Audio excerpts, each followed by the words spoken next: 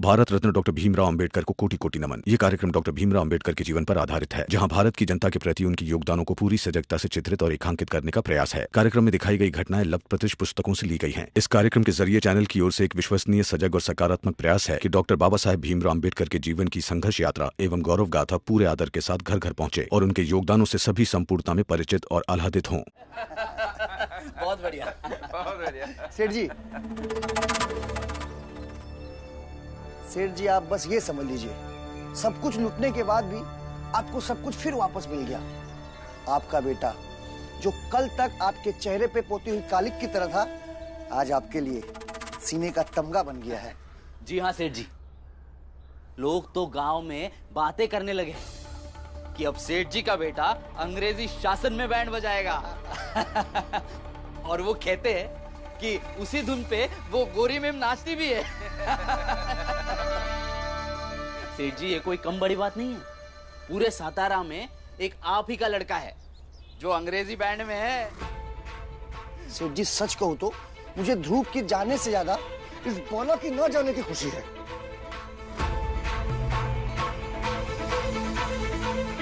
सही कहा मंगेश, लेकिन बाला ही नहीं, हम सबको मिलकर एक ऐसी व्यवस्था बनानी चाहिए जिससे उस छोटी जात का कोई भी बच्चा अपना काम करे और दूसरा काम करने की सोचे भी नहीं। बिल्कुल सही कह रहे हैं सेठ जी आप, ऐसा ही होना चाहिए। अरे ये तो राम जी की जात वाले लग रहे हैं।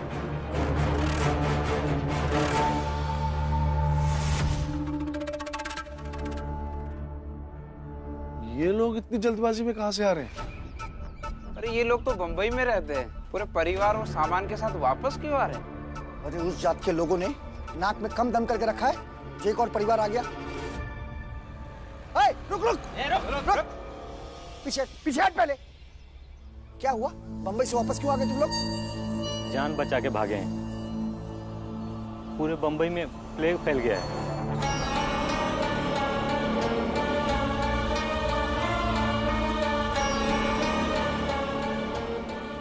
प्लेग? ये तो बहुत खतरनाक बीमारी है। जी हाँ, जहाँ हम काम करते थे वो भी बंद हो गया, और जहाँ हम रहते थे वहाँ कुछ लोगों को प्लेग हो गया, तो हम रात को भागे हैं। तो यहाँ तुम्हारे बाप दादाओं की जागीर रखी है जो चले आए मुंह उठा के लेने के लिए? बाप दादा की जागीर तो नहीं मालिक, लेकिन खुद की जमीन तो है। कम से कम यहाँ रहेंगे, जिंदा तो रहेंगे। वहाँ रहते प्लेग हो जाता तो वहीं मर जाते। राम जी के दामाद को भी प्लेग हो गया।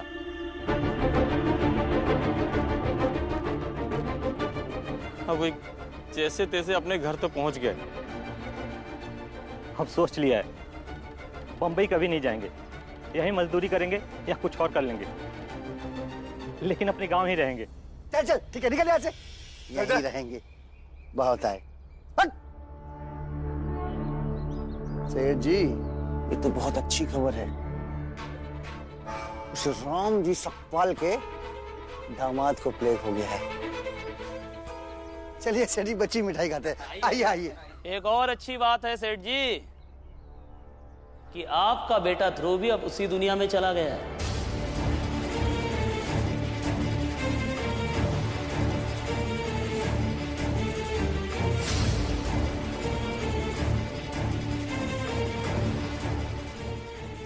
कुलकर्णी चुप हो जा, क्या बकवास कर रहे तू? अरे मुझे क्या बोल रहे हो, उन्हें बोलो, क्योंकि दूसरे के दुख में सुख ढूंढने का काम उनका है, और इसी चक्कर में कई बार अपने ही घर उजाड़ चुके हैं। बड़ी अजीब बात है, आज आप लोग यहाँ जश्न मना रहे हैं ये सोचकर कि एक साजिश के तहत आपने बाला के बदले अपने बेटे को बंबई भेज दिया। लेकिन सेठ जी अब बंबई से लोग वापिस आ रहे हैं, यूं समझ लीजिए कि आपके पाप की सजा काटने आपका बेटा बंबई चला गया है। कुलकर्णी अब बहुत ज्यादा हो गया, चुप हो जा, बस चुप हो जा। अरे छोड़ो, तुम तो अपने सेठ का चेहरा देखो और ये सोचो कि वो अब क्या बोलेंगे।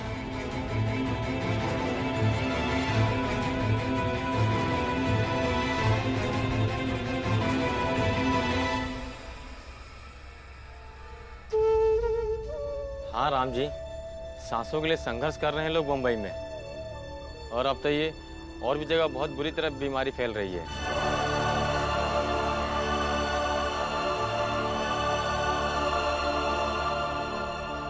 दामाद जी की क्या खबर? अब आपके दामाद जी घर पहुंचकर कैसे हैं ये तो नहीं पता, लेकिन जब मुंबई में थे तो बीमारी की चपेट में आ गए थे।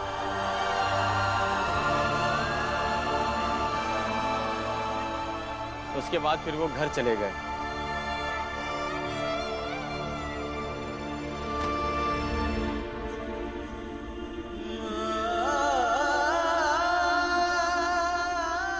बस यही बताने के लिए आए थे आप लोगों को। अच्छा चलते हैं।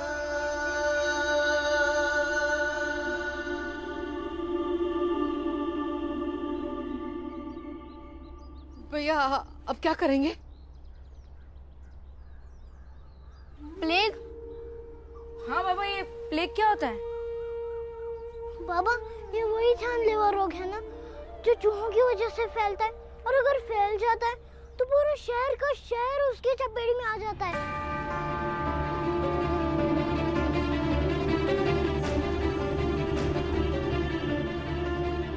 हाँ बेटा,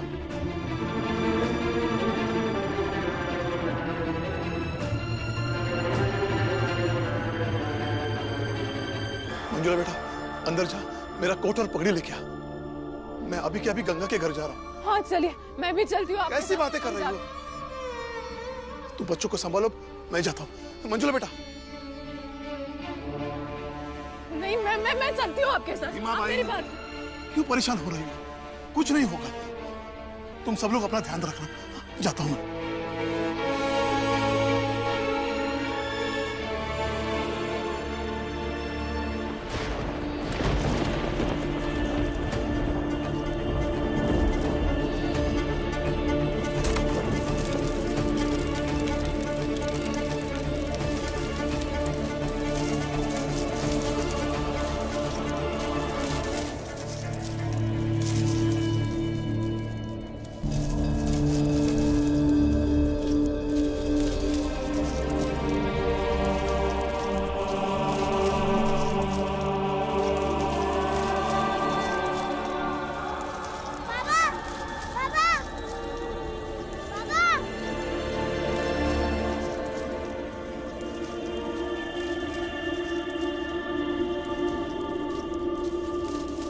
यहाँ क्या कर रहे हैं? बाबा, मैं भी चलूंगा आपके साथ। फौज में नहीं जा रहे जो पूरे खानदान के साथ जाए।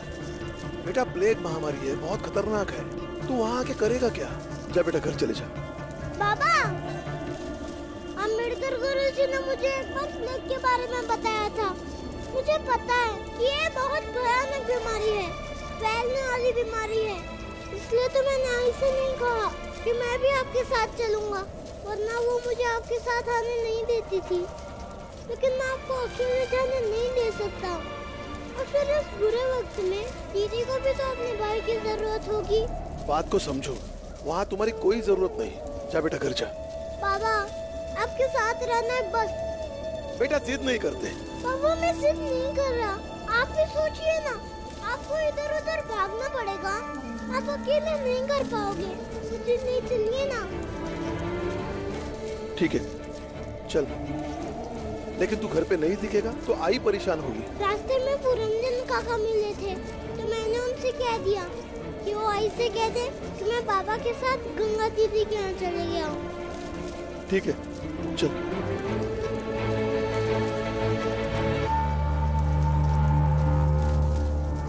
सही है, सही है। जैसी कोई खबर मिली नहीं कि चल दिए बाप बेटे झोला उठा के। लेकिन एक बात याद रखना रामजी सकपाल, कुछ कर नहीं पाओगे। मैं जानता हूं तेरे दामाद को प्लेग हुआ है। कोई मुझसे पूछे ना तो उसे प्लेग नहीं, तुम दोनों बाप बेटे के पाप की सजा है जो वो भुगत रहा है। हमने समझाया था ना कि हमारी सभ्यता संस्कृति के खिलाफ नहीं जाना। आप समझ क्यों नहीं रहे? कैसे अंधविश्वास में फंसे? ये सामान्य बीमारी नहीं है, इसे महामारी कहती है। ये बीमारी फैलती है, एक से दूसरे को होती है, इसलिए इन्हें जल्द से जल्द अस्पताल पहुंचाना बहुत जरूरी है। मेरे बाबा की बात मान लीजिए, ले चलिए इन्हें अस्पताल, ले चलिए। नहीं, हम कहीं नहीं जाएंगे। बड़ी जाति वाले कहकर गए कि इन्हें यहाँ से कहीं मत लेके जाना, वरना बीमारी पूरे गांव भर में फैल जाएगी। क्या बोल रहे हैं आप? लेकिन मैं इन्हें अस्पताल लेकर जाऊंगा। हाँ बाबा चलिए, देखिए ना दर्द से कैसा बुरा हाल है इनका। चलिए चलिए। तू चुप कर कलमुही, ये सब तेरी वजह से हुआ है।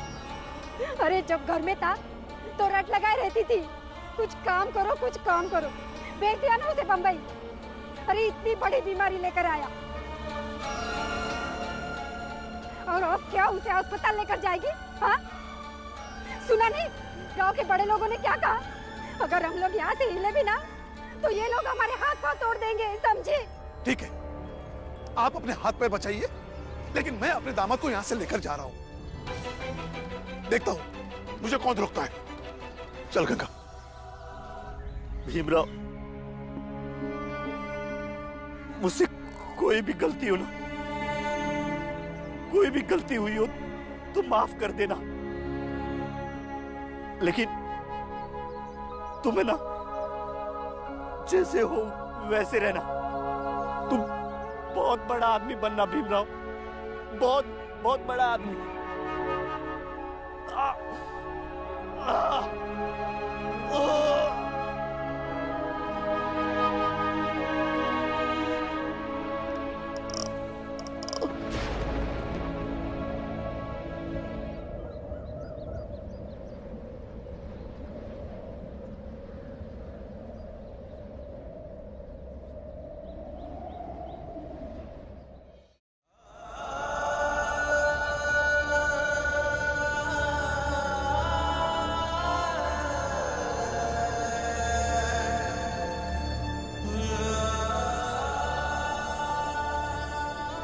क्या हुआ बाबा? क्या हुआ? ये ऐसे अचानक शांत कैसे हो गए? अभी तो बोल रहे थे। हाँ क्या बाबा, क्या हुआ? छोड़िए ना, वो छोड़िए ना, देखिए ना अचानक से कैसे शांत हो गए। आप सो गए क्या? हाँ चलिए उठिए उठिए, मैं उठाती हूँ उनको, मैं उठाती हूँ। छोड़। तुम उनके पास मत जाओ, ये बीमारी तुम्हें भी हो सकती है। लेकिन बाबा उनको जगाना तो पड़ेगा ना। 2 दिन से तड़प रहे, दर्द के मारे उन्हें नींद नहीं आ रही है। अभी दर्द नहीं है इसीलिए सो रहे हैं। बाबा वो सो रहे हैं, मैं उठाऊंगी ना तो वो उठ जाएंगे, है ना? दीदी अब कभी भी जीजा जी नहीं उठेंगे। ऐसे कैसे नहीं उठेंगे? मैं उठाती हूँ, तुम भी आवाज दो ना मेरे साथ भी। देखो तुम्हारी बात मानेंगे ना। उठाओ उठाओ उठाओ उठाओ। आप वैद्य जी के पास जाइए ना, पता नहीं कोई जड़ी बूटी दे देंगे, हमारा बेटा ठीक हो जाएगा। जाइए ना आप। अब ये वैद्य के बात में पड़े हैं, इसलिए ये सब कुछ हुआ। आपको इन्हें अस्पताल ले जाना चाहिए था। आपको किसी ने डरा धमका दिया तो बेटों को ऐसे चारपाई पर लेटा कर तड़पने के लिए छोड़ दिया। आपका बेटा तड़प तड़प कर उसकी जान चली गई। बाबा ये क्या बोल रहे हैं आप? अपने दामाद के बारे में कोई ऐसी बात करता है क्या? छोड़िए आप मेरा हाथ, छोड़िए आप मेरा हाथ, मैं उठाती हूँ उनको। बेटी बाबा तुम उनके पास मत जाओ, वहाँ मक्खियाँ उड़ रही है जो तुम्हारे लिए बहुत खतरनाक हो सकती है। लेकिन बाबा मुझे उनके पास जाना है, उठाना पड़ेगा। गंगा बात तो समझो, कब से कह रहा हूँ दूर रहो दूर रहो दूर रहो। दामाद जी मर चुके हैं।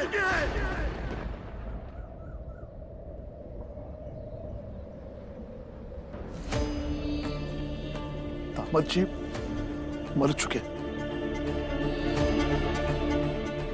वो अब कभी नहीं उठेंगे और ना ही बोलेंगे। तुझे इस समय में उनके पास नहीं जाने दूंगा, क्योंकि उनकी मौत स्वाभाविक नहीं हुई है, बल्कि प्लेग से मरे।